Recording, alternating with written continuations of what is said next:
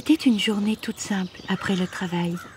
Un de ces moments privilégiés où le temps s'arrête, où l'on profite des belles choses. Je ne savais pas que ce moment aurait pu être le dernier de ma vie. J'accompagnais Hanover à son paddock et tenais secrètement dans ma poche un petit carnet pour écrire, loin des regards, tranquille à côté des chevaux, comme j'aimais tant à le faire. Moins d'une minute plus tard, une ruade allait me broyer la moitié du visage.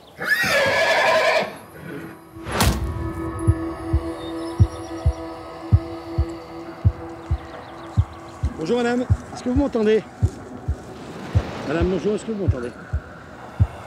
95. Allez, vous inquiétez pas, on va s'occuper de vous.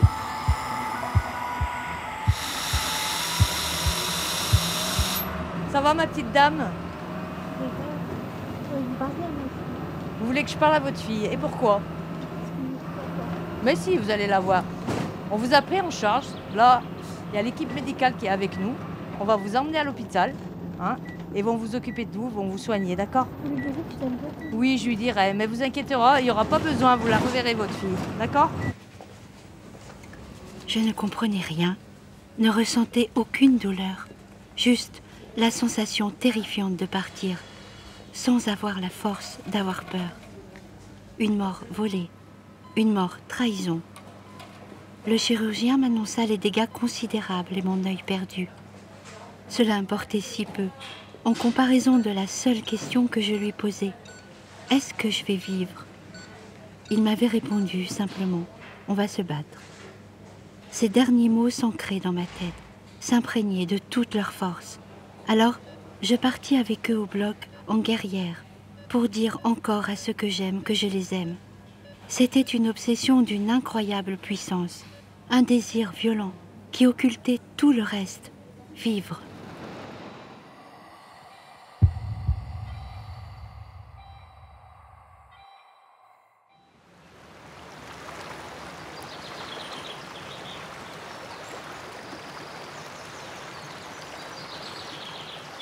Le matin, je me suis réveillée.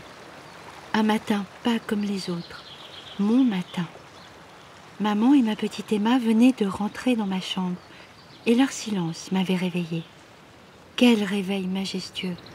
Je voyais leur visage, revoyais leur visage, réentendais leur voix, même si basse, même chuchotée, même douloureuse sûrement.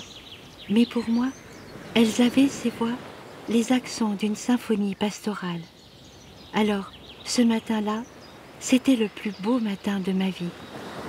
C'était une sensation difficile à expliquer, de plénitude, d'absolu, un sentiment de presque avant la naissance, un élan quasi spirituel, intrinsèque, que j'ai tellement besoin d'écrire aujourd'hui. Le papa d'Emma venait de nous rejoindre en précipitation. Il avait pleuré en cachette lui aussi. Et moi, à cette petite famille réunie, je souriais de toute mon âme. C'était une vie entière engagée dans ce sourire que nous partagions. Mais le partagions-nous vraiment, ce sourire? Les êtres les plus chers au monde qui se tenaient devant moi souffraient de me voir défigurée, atrophiée d'un œil.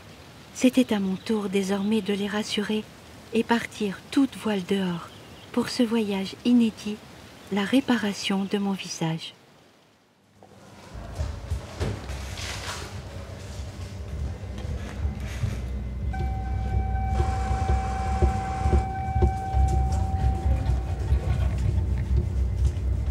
C'est un voyage, oui c'est un voyage, c'est le bon mot.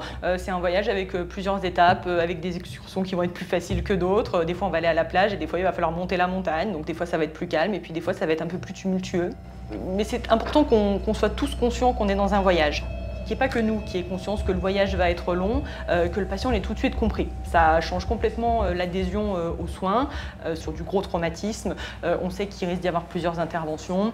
On sait que la première fois, ça ne sera pas forcément la perfection. Ce qu'on fait dans un climat d'urgence, au milieu de la nuit, sur un gros traumatisme facial ou autre, c'est bien, c'est important, c'est le premier temps, mais il y aura forcément d'autres temps derrière.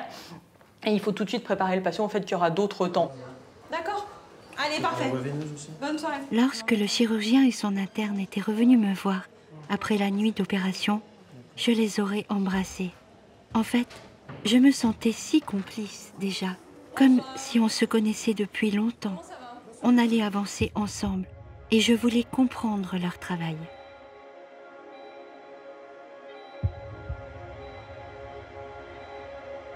Sur de la traumatologie faciale, quand on a des très grosses fractures, le premier temps pour nous, c'est l'étude du scanner. Et ce qui va être intéressant, c'est de regarder où est-ce que c'est cassé. Et nous, ce qu'on cherche surtout, c'est quelles sont les surfaces osseuses qui sont dures, sur lesquelles on va pouvoir venir s'accrocher. Parce qu'en traumatologie faciale, on va mettre des plaques, des grilles pour construire certaines choses. Mais il va falloir qu'on vienne s'ancrer sur du dur. Un peu comme quand on construit une maison, on va chercher les fondations et puis après, on va monter la maison. On va avoir une démarche analytique. Il ne faut pas que le traitement d'une partie vienne obérer les chances de réussite d'une autre. Donc il faut avoir une vision, je dirais, architecturale d'ensemble, mais envisager aussi chaque sous-partie.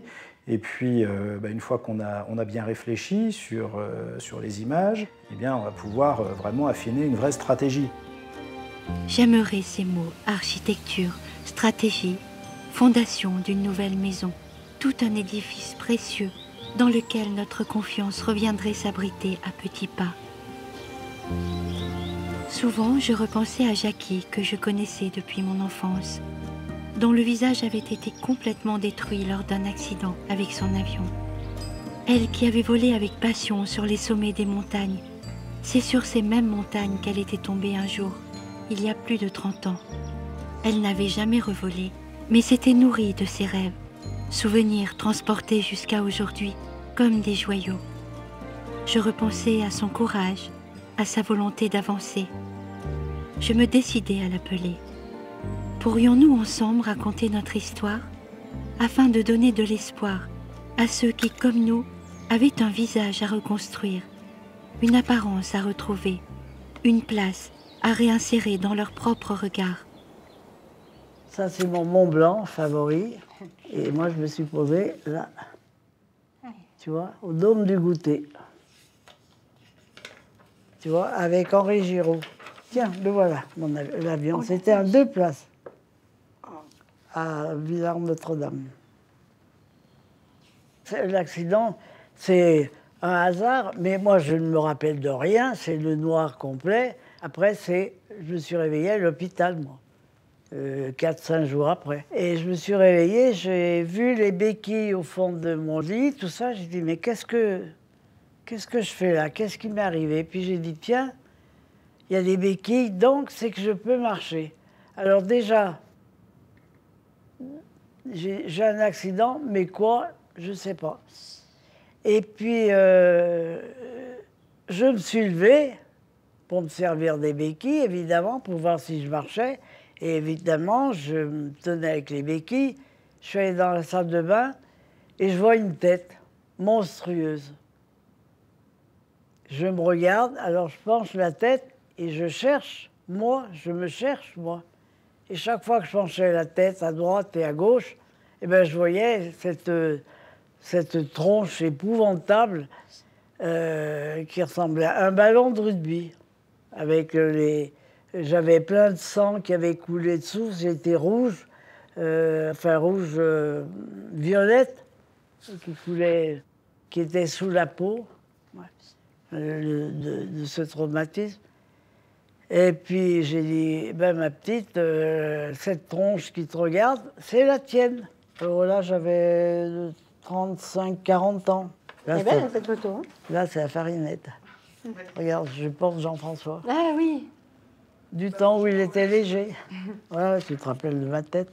Je me rappelle bien de toi, là. Ouais, oui. Maintenant, j'ai les 2 têtes. Je me rappelle autant de toi comme ça maintenant que Oui. Tout ce personnel soignant qui venait, ils m'ont rassuré. Ils m'ont dit, écoutez, ça sera long, vous inquiétez pas, on va vous refaire une tête.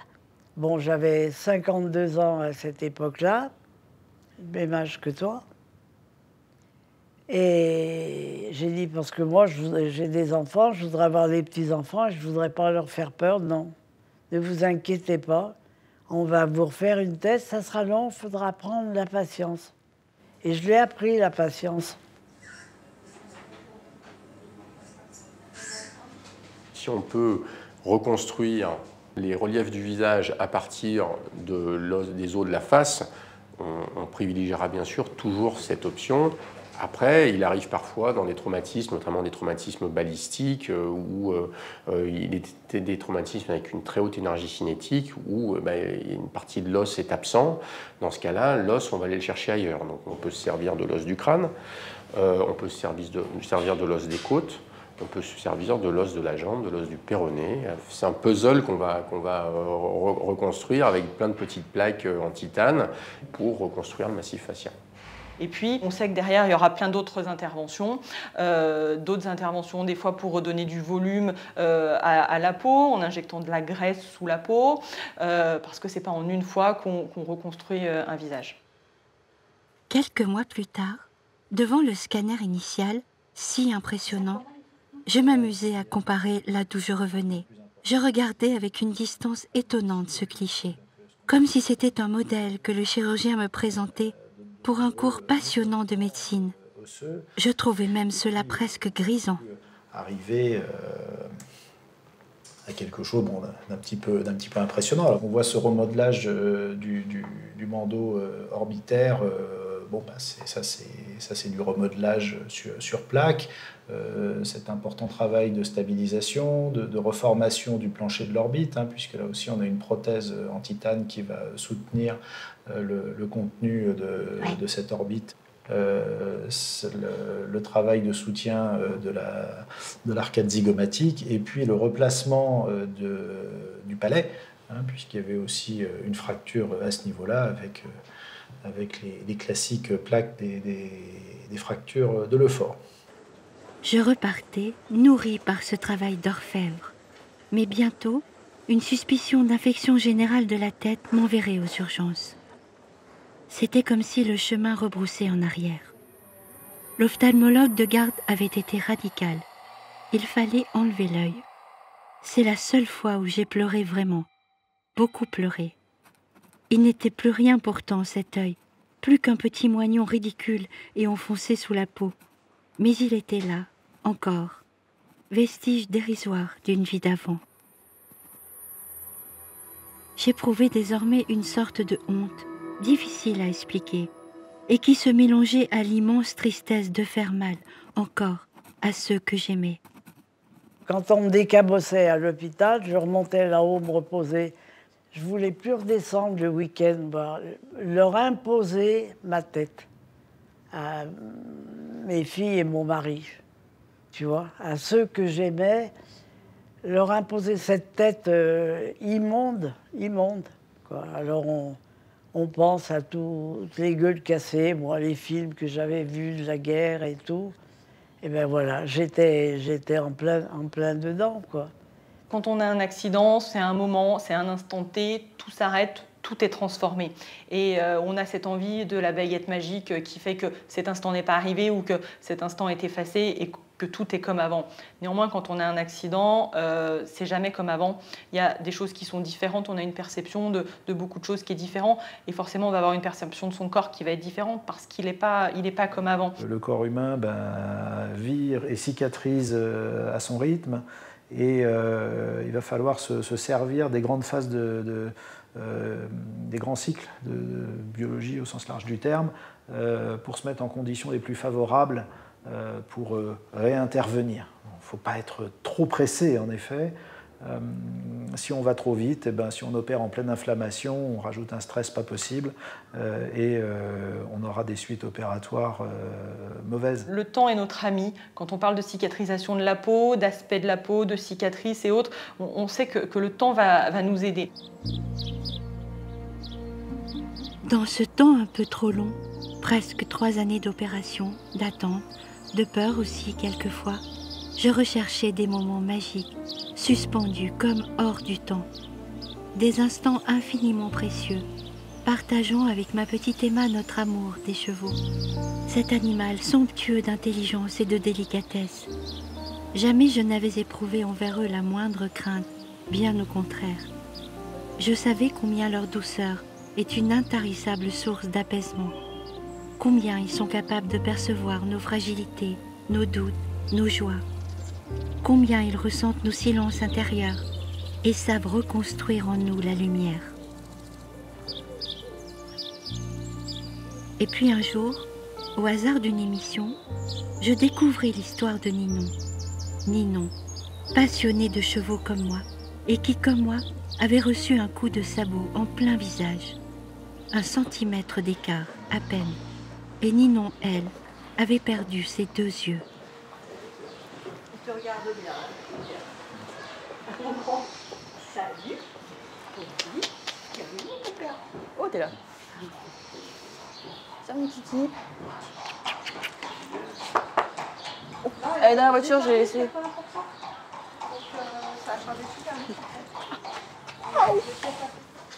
Moi, mon accident, je n'ai pas perdu connaissance, donc il est très clair, pour moi en tout cas. C'était un dimanche, et le dimanche, quand on n'est pas en concours, les chevaux, c'est souvent en repos.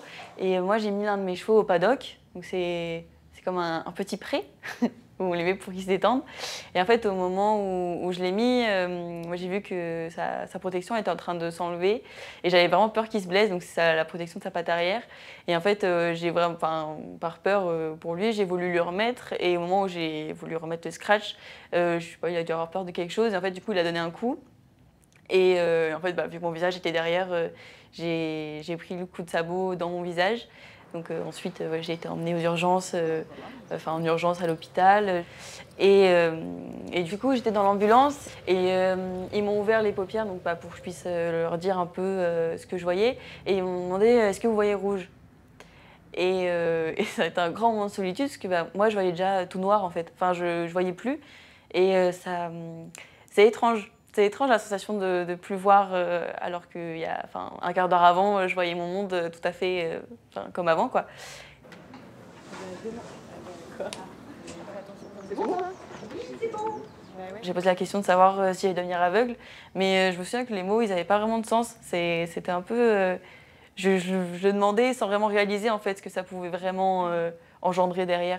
Du coup, ils m'ont répondu qu'ils ne savaient pas encore, mais le lendemain de mon réveil, mes chirurgiens ils m'ont annoncé que le diagnostic n'était pas très positif ni très engageant pour mes yeux, donc j'ai vite été fixée quand même. Je n'osais poser à Ninon la moindre question sur son visage qui avait été tellement abîmé et reconstruit. Comment le percevait-elle désormais? S'était-elle reconnue, acceptée? Je savais qu'elle avait repris les entraînements, les compétitions, qu'elle rentrerait bientôt en université de philosophie, mais son visage.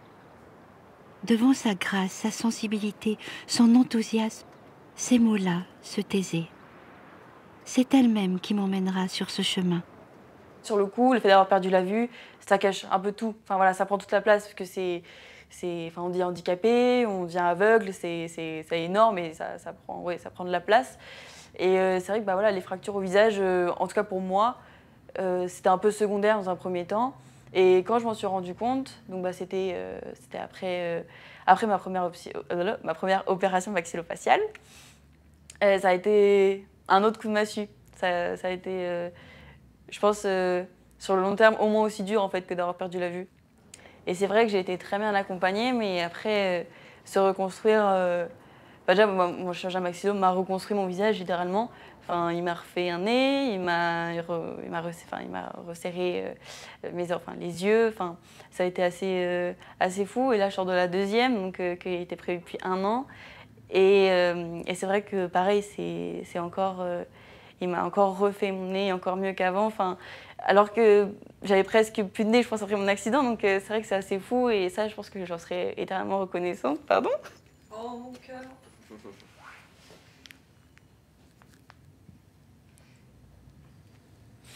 On arrête, Ninon. Non, ça va. Non, mais je voulais pas vous faire pleurer, moi, vraiment. Les gens se rendent pas compte que c'est d'avoir un visage détruit, en fait. Enfin, ou abîmé. Non, c'est vrai. Même moi, en fait, au moment où ça m'est arrivé, je m'en suis pas rendu compte. Je m'en suis vraiment rendu compte après.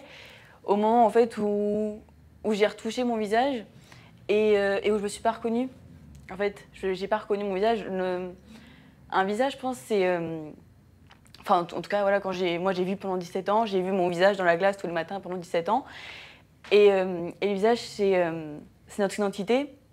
Son visage, c'est soit...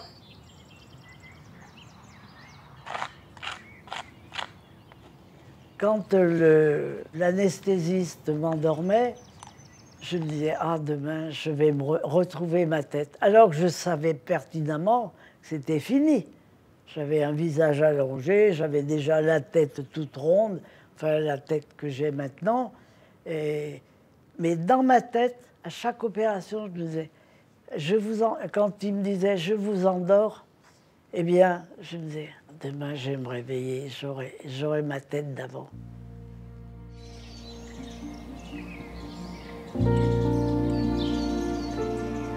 En écoutant Ninon et Jackie, elles qui avaient accepté de combattre en toute franchise avec le deuil de leur visage, je comprenais. C'est si important un visage. Je n'y avais jamais vraiment pensé autrement que d'une manière coquette ou amoureuse, avec des inquiétudes, des exigences, des attentes, mais tellement rien de comparable avec une perte de repères. Mon visage était la plupart du temps, comme l'expliquent les neurologues en parlant de notre cerveau, en pilotage automatique. Il n'était ni beau ni laid, il était moi, tout simplement.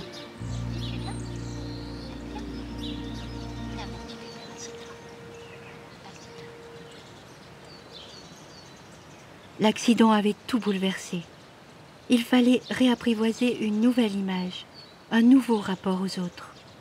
Dans notre vie de relation, le visage, c'est extrêmement premier.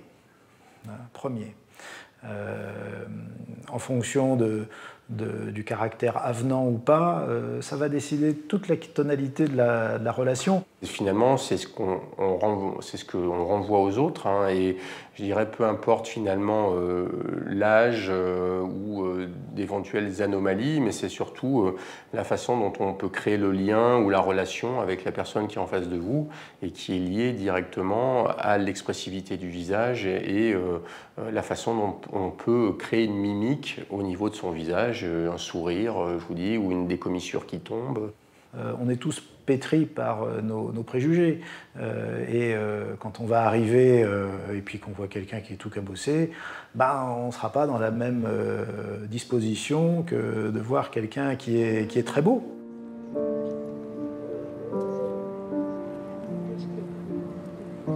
Je poursuivais mon voyage et apprenais, comme Jackie, la patience. Je me laissais prendre par la main, écoutant les conseils, ouvrant la porte aux espoirs nouveaux. Retrouver un jour un vrai sourire, et puis plus tard peut-être aussi un nouveau regard. J'avais tellement compris combien ceux qui nous reconstruisent s'engagent avec ce petit supplément d'âme que l'on appelle la passion. C'est ainsi que j'abordais des heures et des heures de soins difficiles avec ce dentiste magicien qui m'avait dit « Viens, on va tricher. Je vais te faire des dents très blanches et redresser ta mâchoire de travers en modifiant la taille de tes dents. Les gens seront attirés par ton sourire. » Mets-toi là, Caro, viens ici. Voilà, donc tu mets les deux mains là. Et tu viendras serrer les dents dessus. Il y a deux petites targettes, tu les as connues tout à l'heure, voilà. Avance les pieds vers moi, c'est tes mains qui te tiennent. Je vais remonter un peu la machine. Il faudra bien poser le menton dessus. Non, il faut me garder les dents dans les encoches. Super, c'est bon. En haut et en bas, tu les as trouvés? Super. Ça, c'est pour centrer le visage. Tu vas me laisser légèrement les épaules. Et on va pouvoir, tranquillement, ça va durer une vingtaine de secondes.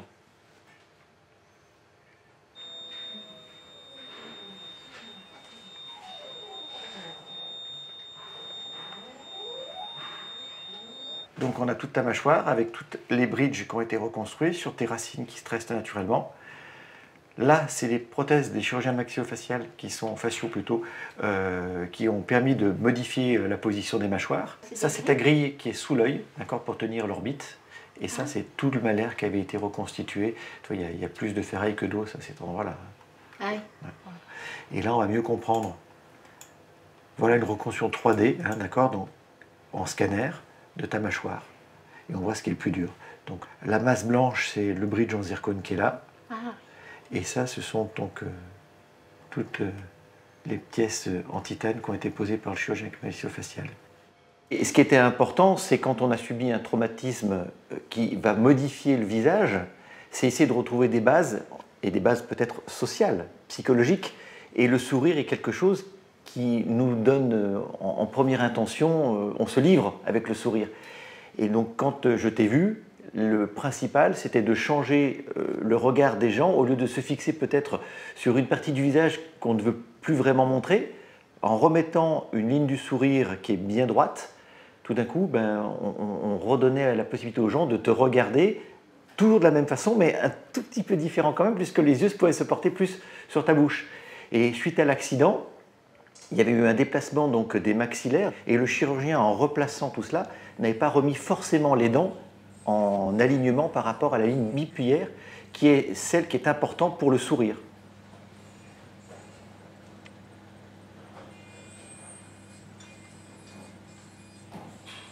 Grâce à toi, parce qu'on a pris un moment, on a pu se permettre de travailler doucement et de reconstruire la position des dents. Si on remet des dents un peu plus inclinées, si on remet des dents un peu plus en avant, si on les fait un peu plus longues, ça va donner une autre personnalité. Et pour moi, la complexité de tout cela, c'est d'arriver à retrouver la vraie, en tout cas la meilleure des personnalités de notre patient, pour lui mettre les dents qui vont lui correspondre. Le sourire, c'est quelque chose qui, bien sûr, c'est social, hein, mais aussi psychologique. C'est quand on veut livrer ses émotions, on va vouloir montrer ses dents ou les cacher en fonction des émotions qu'on veut donner. Et aujourd'hui, c'est vrai que ce qui te caractérise, c'est vraiment ce sourire systématique que tu offres. Voilà. Et ça, je trouve, c'est ta plus belle réussite, et peut-être notre plus belle réussite, puisque ça t'a permis de te reconstruire là-dessus.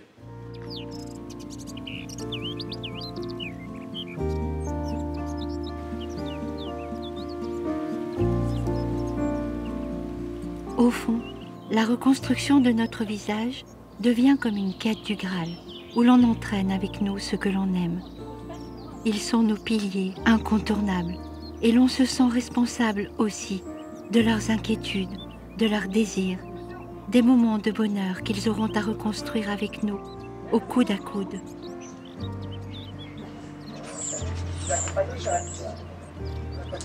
Quand on perd la vue, quand on a un trauma au visage ou quand on a un accident de manière générale, ça touche tout le monde. Moi, c'est vrai que mes proches, ils l'ont vécu avec moi. Ils ont su justement avancer en même temps que moi et pas me freiner ou me dire... Parce que je pense que quand c'est son enfant, on a envie de le protéger. Et moi, ils ont su vraiment m'accompagner. Ma grande sœur, elle est vraiment incroyable. Elle a toujours su trouver le juste milieu entre m'aider quand j'en avais besoin et sans jamais être trop présente ou trop sur mon dos. Ou pareil pour mes amis.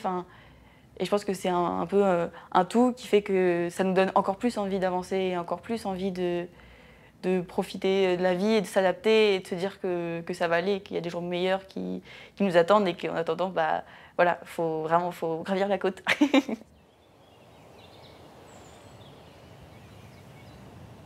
C'est drôle parce que tu ne te rends pas compte que tu puises. Tu fais un effort pour ne pas montrer ce qui te bouffe à ta famille, à ceux que tu aimes.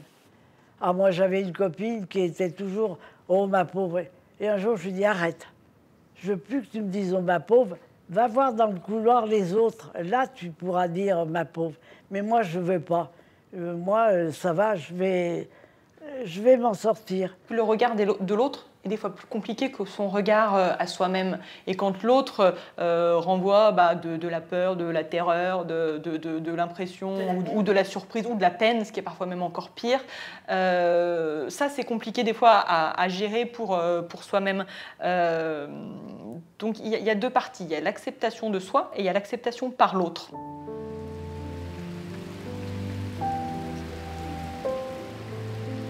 J'avais quitté mon amoureux, ne supportant plus ces « tu es belle », reçus désormais comme des insultes.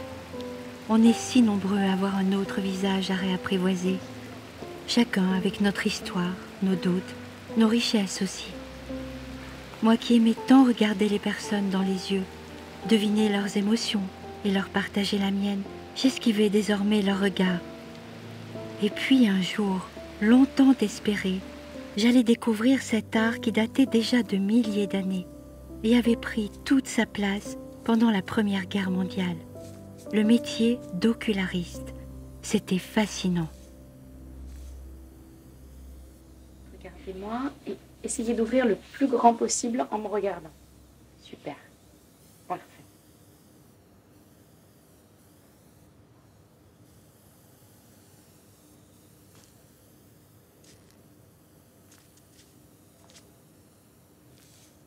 La prothèse oculaire, c'est souvent la dernière étape. Il y a eu plein de choses très compliquées avant, de l'accident jusqu'à chez nous. Et nous, on arrive à la fin, on est juste là pour, en quelque sorte, essayer de parfaire le résultat qui a été fait avant par les chirurgiens maxillo, par tout le monde. Et nous, on ramène juste un petit plus. Et quand on arrive en plus à faire un super beau résultat, les patients sont que plus contents. Donc là, Caroline, du coup, vous avez donc votre auréole, donc qui est brune un petit peu plus sombre. Dedans, je vais apporter des nuances de brun orangé, comme on peut apercevoir ici. En sortie, je vais avoir également du brun jaune, un peu plus clair. Et il y a du dessin en fait. Enfin, un iris, c'est pas une couleur qui est posée, c'est des petites stries, des petites particularités. Donc c'est là où la photo nous aide. Photo numérique, on peut zoomer. Si on veut vraiment aller dans le détail, on peut vraiment s'approcher au maximum sans problème.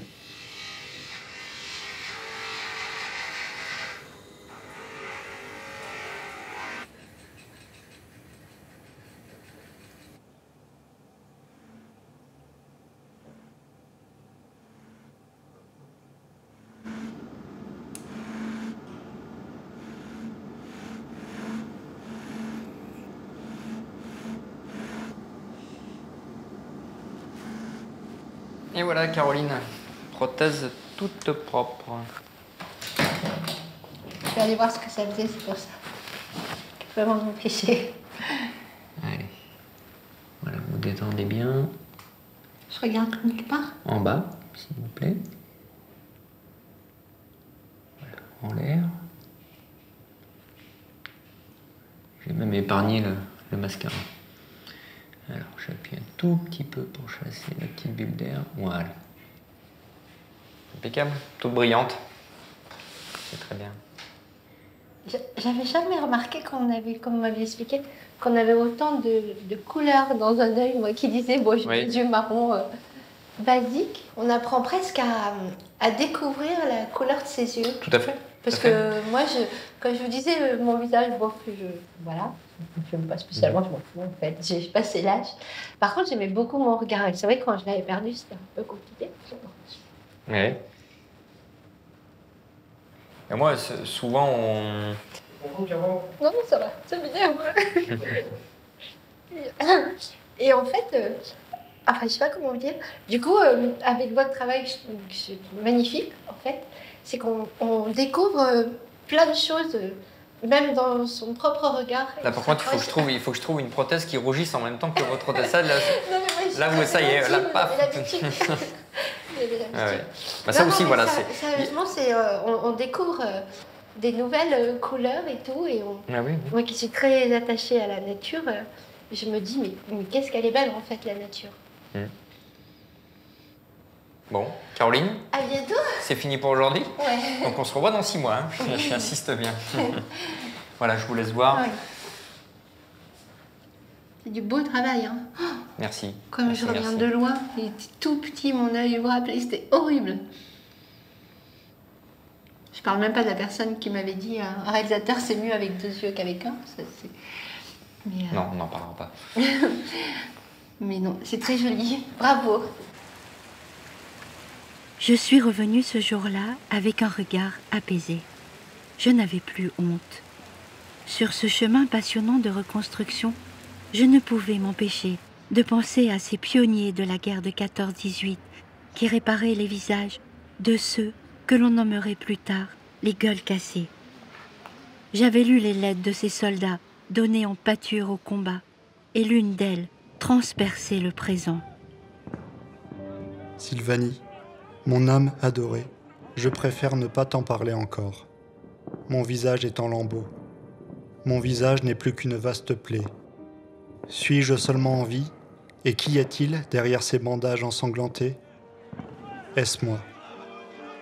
Ma petite Sylvanie, je me suis vue aujourd'hui et je ne me suis pas reconnu. L'éclat d'obus qui m'a défiguré n'a pas arraché seulement la peau de mon visage, il a arraché mon identité. Face à nous tous, comme un indéfectible lien, il y a les incroyables innovations médicales, ces prouesses scientifiques imaginées par ceux qui luttaient contre la folie de la guerre. Chirurgiens, stomatos, dentistes avaient inventé des techniques révolutionnaires comme les greffes cutanées, les greffes de cartilage, les greffes d'os, les prothèses provisoires puis définitives fabriquées à partir de moulage, les nouvelles techniques d'autoplastie, de fabrication d'œils artificiels. Chaque jour, il s'était battu pour que les malheureux défigurés puissent retrouver peu à peu un visage plus humain.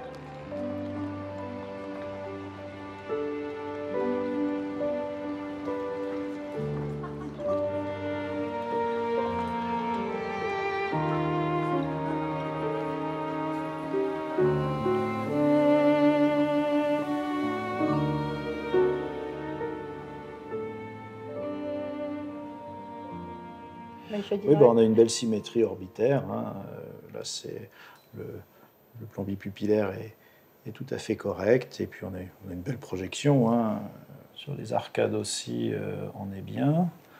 On a un placement des parties molles qui est assez correct.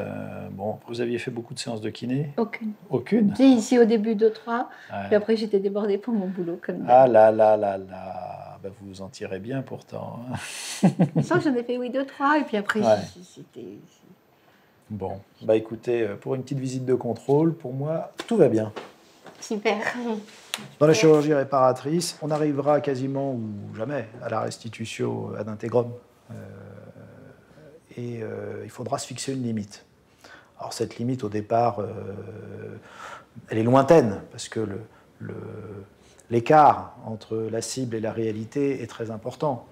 Mais au fur et à mesure des interventions, des prises en charge, on va constater non pas que cet écart va diminuer et puis finalement va devenir tellement peu important qu'il n'y en a plus besoin. On va surtout voir que à chaque intervention, cet écart, ça va patiner et qu'il ne va pas diminuer.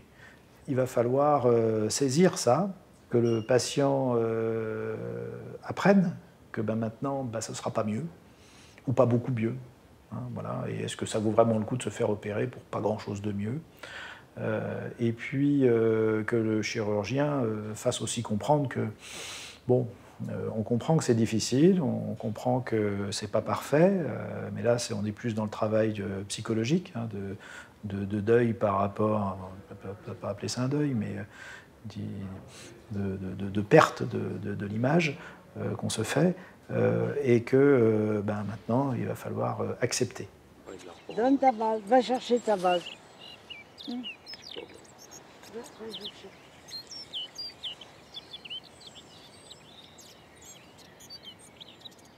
Ma sœur m'avait dit un jour, je vais venir avec maman te voir. J'ai dit non, je ne veux pas que maman me voie comme ça. Alors je lui ai écrit une grande lettre, j'ai dit ma petite maman, écoute, en ce moment je ne suis pas terrible, mais on se charge de me décabosser et dès que ça ira mieux, eh bien c'est moi qui viendrai te voir à Lyon.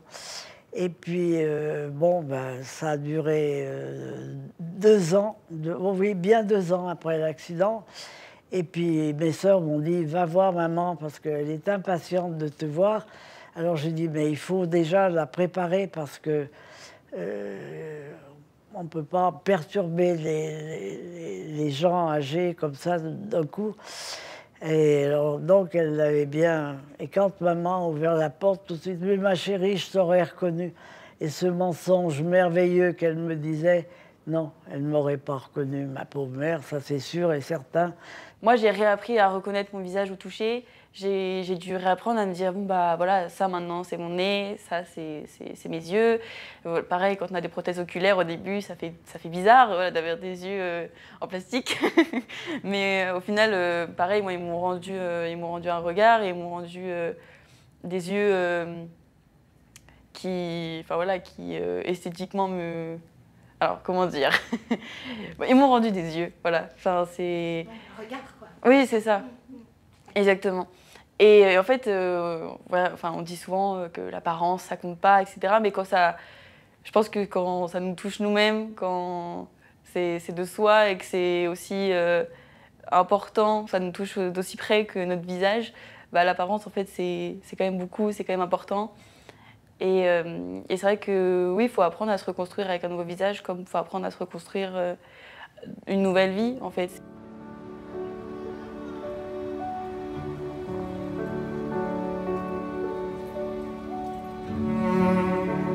Oui, Ninon, on irait toujours la découvrir, cette nouvelle vie, partout où elle s'offrirait. On irait en recueillir toutes les saveurs, puisant inlassablement dans nos souvenirs, nos passions, notre présent, éclairant nos pensées en devenir à travers les mots des autres, ces écrivains, poètes, philosophes, qui nous habitent toutes les deux et ouvrent inlassablement les portes blindées des lourds moments de désarroi.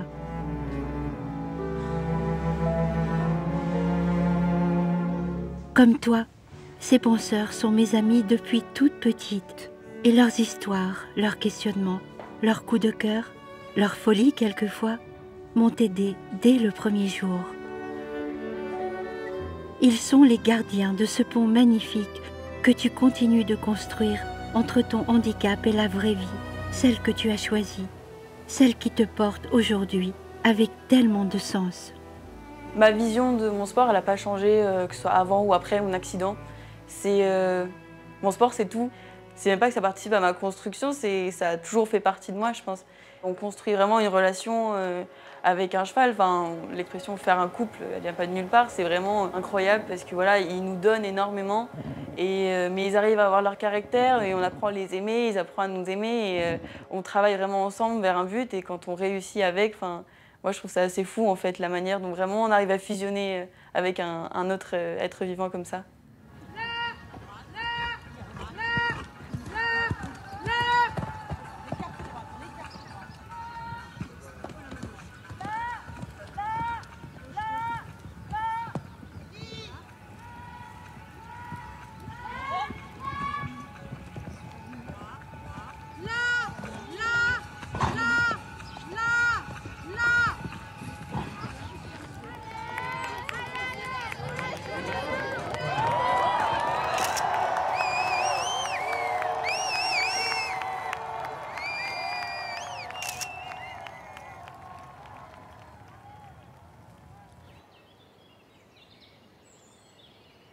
Quand je décollais, que j'étais seule dans mon avion, mais qu'est-ce que j'étais heureuse.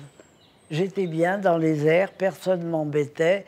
Quand on est en l'air, on voit les petites maisons dans les prairies, la fumée qui sort et tout est serein, tout est tranquille. On ne voit pas le malheur qu'il y a. Voilà, j'étais apaisée. J'ai vu des choses... Ah oui, j'ai eu une vie merveilleuse, merveilleuse.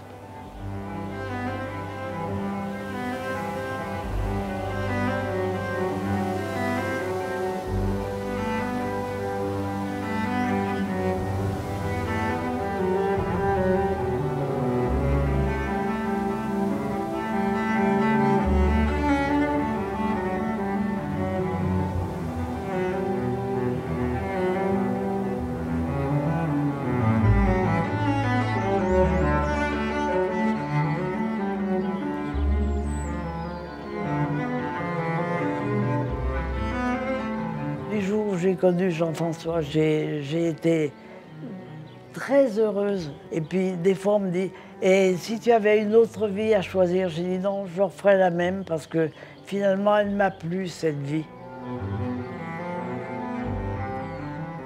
Mes parents et ma soeur, ça a bouleversé leur vie autant que la mienne en fait. Enfin, voilà, je me suis dit bon, bah maintenant il faut tenir pour eux, faut avancer, il fallait que tout le monde avance. Et pour ça, bah, celle qui donnerait la marche à suivre, ce serait moi.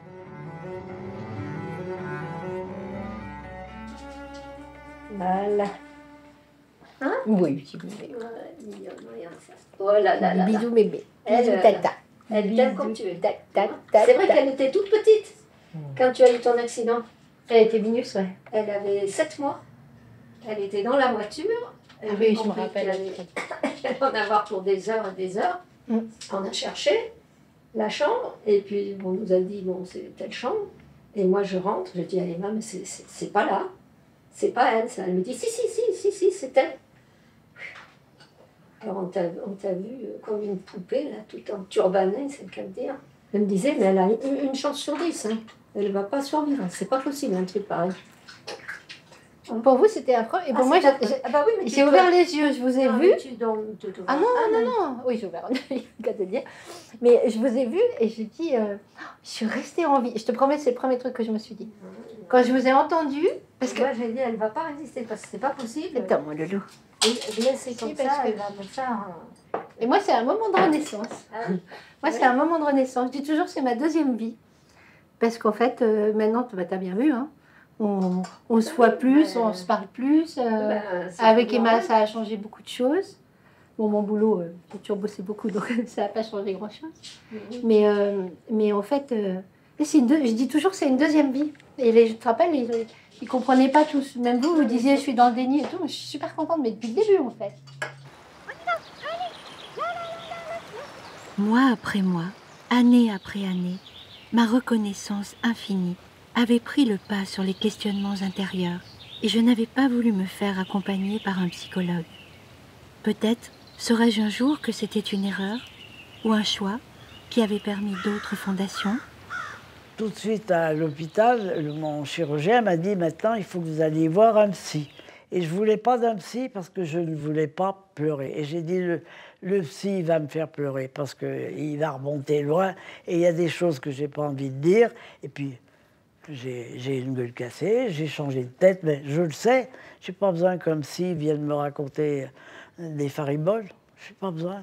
J'avais besoin de moi et ce travail, je l'ai fait toute seule. Et un jour, j'ai rêvé. Quelqu'un me disait à côté de moi, il disait « Alors, dis donc, au fait, tu as des nouvelles de Jacqueline ?» Et j'ai dit « Mais enfin, c'est bien que Jacqueline, tu ne la reverras pas, elle est morte. » Voilà. Eh bien, un psy m'a expliqué, il m'a dit ben, « Vous avez fait le chemin toute seule, et bien voilà, vous l'avez très bien fait. » J'ai des projets, je fais des rencontres, des occasions que j'aurais jamais eues sans mon handicap. Et en fait, moi, je considère un peu ça comme tirer le maximum de choses positives que je peux avoir de cet accident, du fait d'avoir perdu la vue. Je me dis que voilà, c'est pas la chose que j'aurais voulu avoir dans ma vie, c'est sûr. Mais si je peux en tirer le maximum de choses incroyables à vivre et positives pour moi et qui m'apportent de la joie et qui apportent de la joie à ma famille, bah voilà, je pense qu'il faut foncer et ça permet vraiment de vivre des choses que ça me donne d'autres occasions, voilà, d'autres opportunités. Et je pense que c'est un bon médicament de s'en servir. Comme elle est magique, cette force que l'on puise en nous, si puissante, un peu comme si ce n'était plus nous. Elle m'avait longtemps gênée pourtant, cette force. Je l'avais même trouvée quelquefois indécente. Et puis, un matin, au hasard d'une émission de radio où j'écoutais M. Boris Cyrulnik, ce grand médecin psychiatre qui avait su renaître de l'innommable drame de la Shoah, j'entendis un mot, comme un cri du cœur, résilience. Après un traumatisme, la première réaction, c'est se taire. Et ça coupe la personnalité en deux, mais ça permet de ne pas souffrir dans l'immédiat, mais ça empêche d'affronter le problème. L'autre mauvaise réaction, c'est de se soumettre au malheur passé, de répéter, ruminer. C'est la définition du syndrome psychotraumatique, on est de plus en plus mal. Et la seule bonne adaptation, c'est de chercher à comprendre et à partager. Parce que nous, êtres humains, on peut souffrir deux fois. On peut souffrir une première fois du coup qu'on reçoit dans le réel, on l'a reçu, et on peut souffrir une deuxième fois de la représentation du coup qu'on a reçu dans le réel. Je ne vais pas m'en sortir, pourquoi ça m'est arrivé à moi, pourquoi j'ai été seul, et on aggrave la souffrance. Alors que, quand on fait quelque chose de sa blessure, comprendre, remanier une œuvre d'art, chercher à partager, on ne change pas le coup. le coup, on l'a reçu, mais on change la représentation du coup et on ne souffre qu'une seule fois. Et ça, c'est la définition de la résilience. Donc, on a souffert, mais on n'est pas prisonnier du passé. C'était donc cela, la résilience, une intarissable source d'espoir. Et le grand monsieur qui en parlait venait de rebâtir en moi un océan de possibles.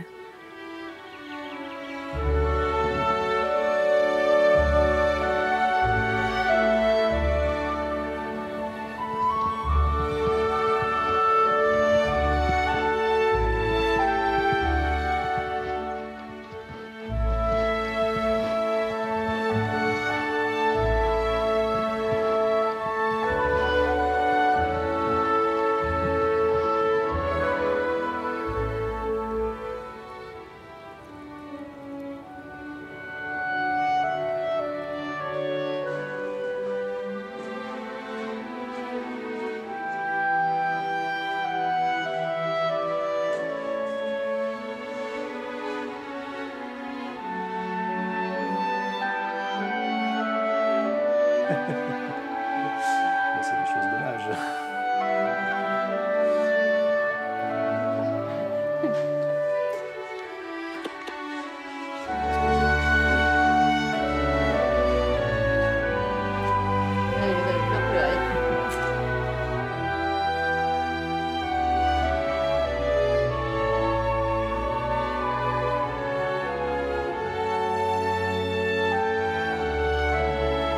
Ah ouais, je suis nulle. Je vais pleurer.